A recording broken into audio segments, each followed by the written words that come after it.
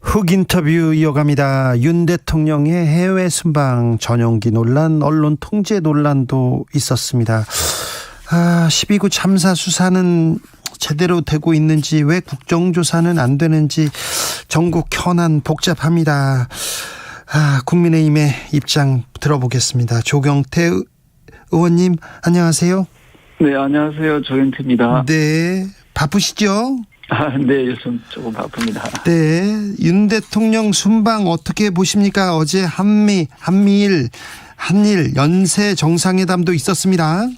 네, 아시다시피 3자 공동 성명을 통해서 네. 한국과 미국과 일본의 그 방위 그리고 확장 억제죠. 이게 해구상 공약을 재확인하는 그런 의미 있는 그런 성과가 있었고요. 또한 그 북한의 미사일에 대해서 그 실시간으로 그 정보를 공유하겠다는 그런 내용들도 담겨져 있고요. 네. 이번에는 안보적 협력뿐만 아니라 경제라든지 기후 변화에 대한 그런 협력 강화도 포함되어 있어서 한층 좀 변화된 그런 어떤 회담이었다 이렇게 보고 있습니다. 이번 순방 그러면 잘 돼가고 있습니까?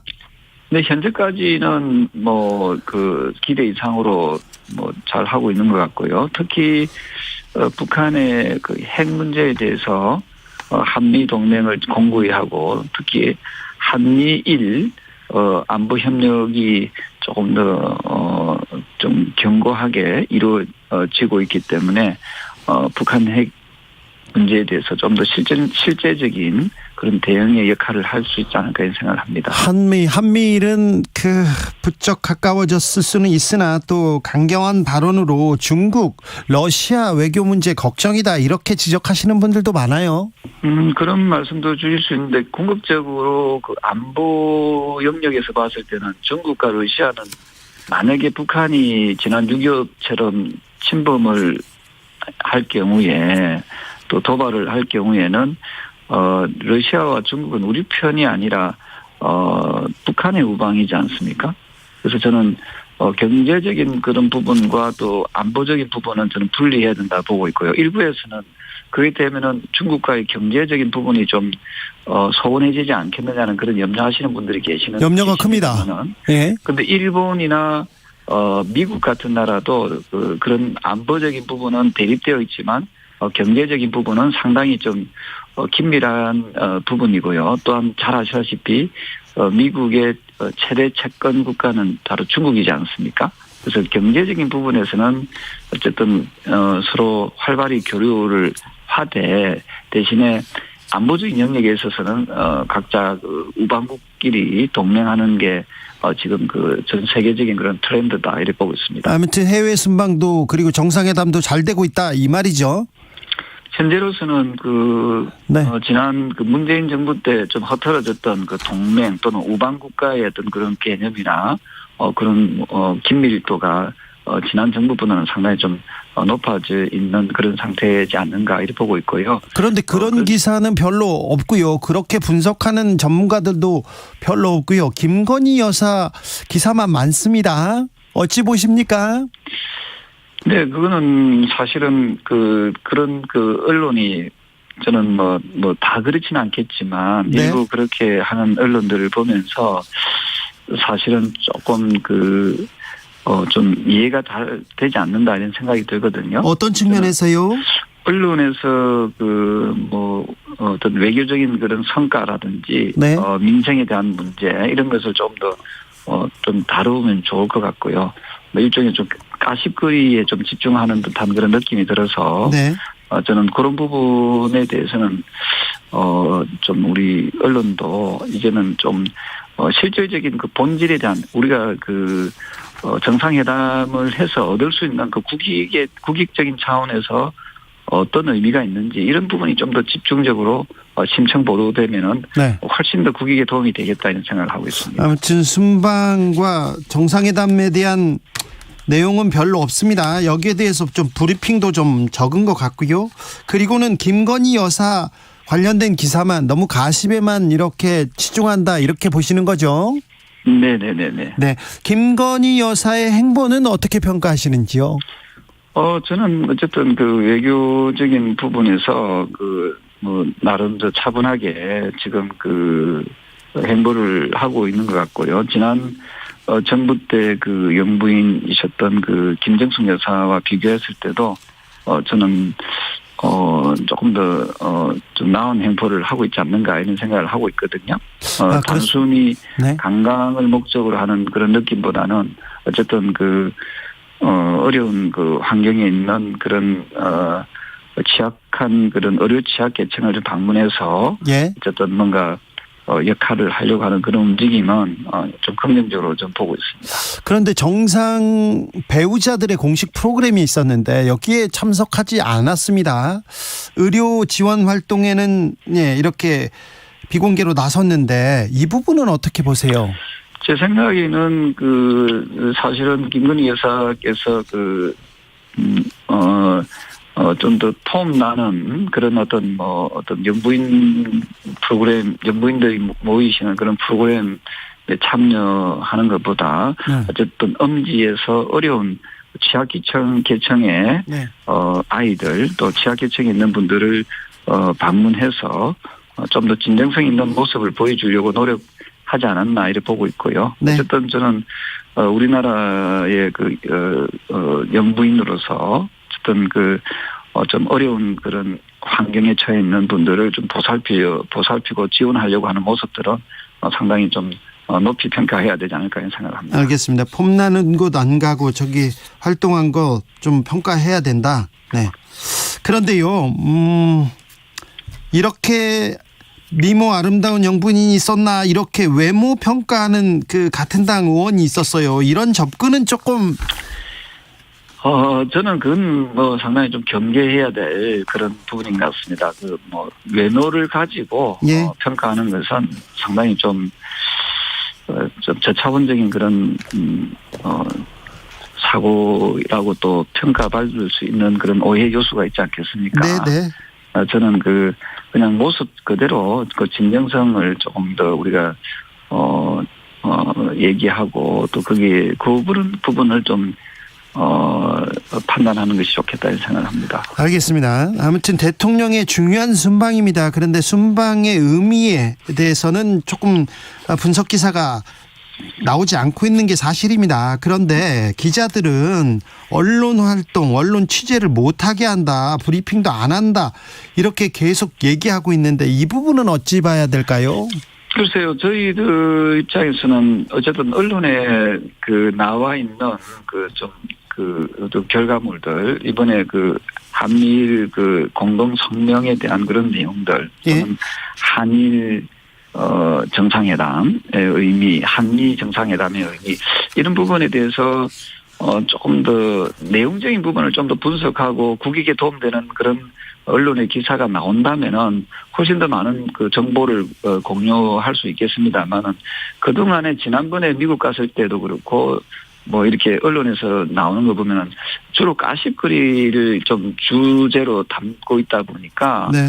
상당히 대통령실에서도 좀 이런 부분에 대해서 조금 정보 공유를 좀 꺼리고 있지 않는가 이런 생각을 하거든요.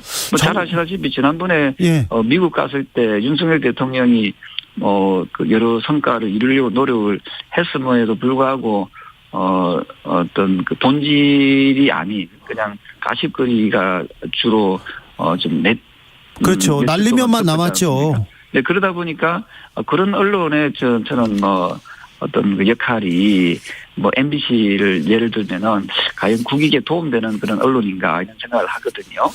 저는 우리나라 대표 선수로 네. 어떤 외교를 위해서 나갔을 경우에 좀 더 격려하고 또 다소 좀 부족한 부분이 있더라도 우리나라 대표 선수가 좀 더 잘 뛸 수 있도록 하는 그런 모습들이 응원하는 모습들이 필요한데 자꾸만 꼬투리 잡으려고 터집 잡으려고 하는 모습들 이런 모습들 속에서 저라도 사실은 그런 언론하고는 좀 거리를 두려고 하지 않았을까 이런 생각을 합니다. 그러면 의원님은 저 MBC 전용기에 태우지 않았던 거 어떻게 생각하세요?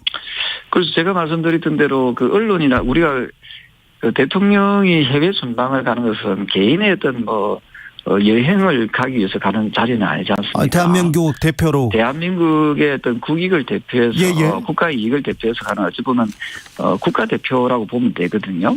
그러면은 국가대표가 다소 본인들이 봤을 때 좀 사소한 그런 부분에서 좀 마음에 안 들고 좀 다소 조금 부족하더라도 응원하고 격려하는 것이 필요한데 우리 대통령이 비속어를 썼는데 너희 나라는 어떻게 생각하냐 하는 식으로 꼬질러 바치듯이 하는 그런 모습들에서 저는 그 MBC는 과연 그 대한민국을 위한 만약에 그때 미국 대통령이 정말 골치 아픈 대통령이었다면은 어찌 보면 국익에 굉장히 막대한 그 영향을 줄 수가 있는 거거든요.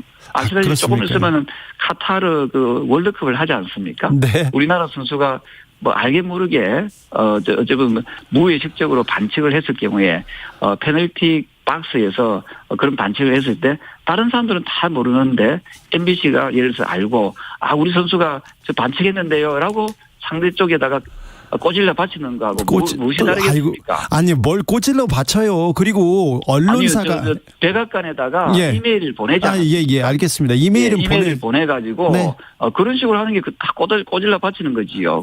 그래서 그게 과연 국익에 도움되느냐. 그래서 제가 드리고 싶은 말씀은 MBC가 저는 그 대한민국의 그 이익을 국익을 위해서 어떤 활동을 하기 위해서 그런 그 취재로 나갔는지 아니면은 대통령의 그 사소한 부분까지 터집 잡고 흠을 잡아서 깎아내리러 가는 건지 저는 그게 도저히 이해가 되지 않는 대목입니다. 자, 다소 국가대표가 조금 부족하더라도 응원하고 격려해야 된다고 하는데 다소 부족하지 않고 많이 부족하면 어떻게 합니까? 저는 지난번에 많이 부족하더라도 우리 선수를 응원해야지요. 그리고 선수 응원하는 거하고 우리 그 대통령이 그렇게까지 많이 부족했다고 생각을 하지 않고요. 그 혼자말로 대내인 말을 갖다가 마치 파파라치처럼 그걸 잡아내어 가지고 우리 대통령이 비속어를 썼다는 식으로 하는 것은 저는 그 장면에서 정말 그 공영방송으로서의 어떤 자격이 있는지도 저는 조금 의문스러울 정도로 저는 상당히 좀 그 언론에 대해서는 좀 실망스럽습니다. MBC한테 실망스럽습니까? 다른 언론도 마찬가지입니까? MBC가 저는 그 당시에 그 미국 백악관에다가 그 이메일을 보냈지 않습니까? 이메일 보낸 게 그게 특별히 좀 그 의원님한테는 걸렸군요. 저는 정말 그건 해서는 안 되는 그 행위였다 이렇게 보거든요.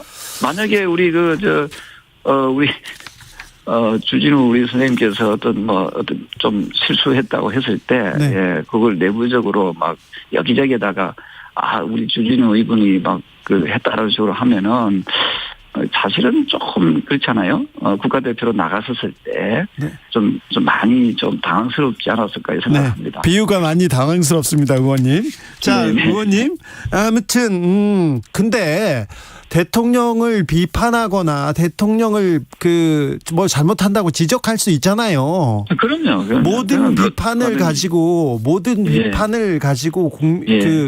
이거는 우리를 적대시한다. 이걸 우리를 비하하려고 한다. 이렇게 언론 행위를 취재 활동을 다 그렇게 생각하시는 건 아니죠? 그러진 않습니다. 그러니까 언론의 자유를 보장을 하는 것은 너무 당연한 거고요. 다만 언론의 자유란 것이 국익을 앞설 수는 없는 거잖아요. 저는 국가의 이익에 어떤 달린 문제라고 하면은 저는 그 부분에서 이게 과연 국익에 도움될지 안 될지 저는 왜 그 정도의 판단력들이 안 생기는지 모르겠어요. 그래서 저는 국가의 이익을 저는 우선시 할 수 있는 그런 언론의 자유는 과연 국가가 없으면 언론도 없는 거 아닙니까? 그죠? 저는 이런 부분에서 저는 말씀을 드리는 거지요. 그래서 저는 일반적인 언론의 자유는 당연히 보장해야 되지만 이게 국가대표로 간 우리의 어떤 대표 선수의 어떤 그런 부분을 상대 국가의 대표 선수한테 꼬질러 바치듯이 하는 것은 네. 저는 그거는 언론의 자유가 아니다. 저는 언론의 그 권력에 의한 어떤 그런 행위다라고 저는 보기 때문에 이 부분은 좀 그 구분을 해야 된다 이렇게 보고 있습니다. 진실을 보도하는 것이 결국 국익에 도움이 될 것이다. 이런 생각도 있는데요. 글쎄요. 그 진실 보도라는 측면하고는 지난번에 그 부분은 아니 뭐 어떤 뭐 특정인을 두고 분노하고 또는 막 이렇게 직접적으로 했던 그런 주체도 없었는데 그걸 가지고 그렇게 지나치게 확대해서 좀 어떤 국익에 반하는 행위를 한 것이 과연 진실 보도라고 한다고 저는 거기는 크게 동의하지 않습니다. 알겠습니다. 대통령의 잘못을 비판하고 이렇게 감시하고 이게 국익에 반하는 처사는 아니죠. 제가 드리고 싶은 말씀은 이렇습니다. 뭐 지금도 뭐 많은 언론에서 대통령의 어떤 그런 표정이나 여러 가지 어떤 표현에 대해서 비판도 많이 하지 않습니까? 그걸 가지고 뭐 탓하거나 뭐라 하지는 않습니다. 네네. 다만 지난번에 미국 순방했을 때의 MBC의 그 모습은 어떤 그 비판의 어떤 수준이 아니라 어찌 보면 국익을 크게 훼손시키는 그런 행위이기 때문에 제가 드리는 말씀입니다. 알겠습니다. 여기까지 하겠습니다. K837님께서 언론은 정론직필하는 것이 국익에 도움이 된다고 생각합니다. 대통령이 잘못해도 덮어주는 것이 국익을 위한 것이라고는 생각지 않습니다. 이 애청자의 좀 문자였고요. 의견이었습니다. 12구 참사에 대해서도 조금 몇 가지만 여쭤보겠습니다. 네. 지금 보름이 지났는데 아직 이 참사의 원인이라든지 책임 규명에 대해서는 갈 길이 먼 것 같습니다. 정치권은 계속해서 이 수사하는 거를 지켜봐야 됩니까? 정치권에서 국회 지금 이 참사가 생긴 지가 지금 보름 좀 됐지 않습니까? 네, 지났습니다. 지금 6명이 지금 기소되어 있는 상태고요. 어쨌든 원인 규명하기 위해서 경찰에서 저는 나름대로 최선을 다하고 있다고 보고 있습니다만은 이게 경찰의 셀프 수사에 또 가능성도 있다 해가지고 수사의 한계를 느끼고 있는 그런 국민들도 많이 계시지 않습니까? 그렇죠. 그 지적 분명히 있습니다. 네, 그래서 이 부분에 대해서 일부 우리 많은 국민들께서는 검경 합동 수사 본부를 빨리 설치하는 것이 좋겠다. 이 여론이 상당히 높거든요.